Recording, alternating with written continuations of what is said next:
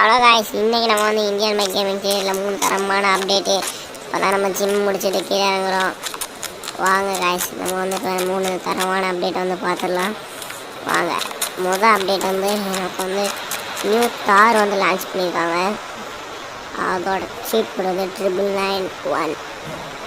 நம்ம தரமான புது கார் வந்துச்சு. அதுக்கு வந்து நம்ம வந்து ஒரு கலரை மாற்றி விட்டு என்ன கலர் நம்ம வந்து ஒயிட் கலர் மாற்றிட்டு இருக்கட்டும். அடுத்த அப்டேட் வந்து ஃபாக் வர வைக்கிறது.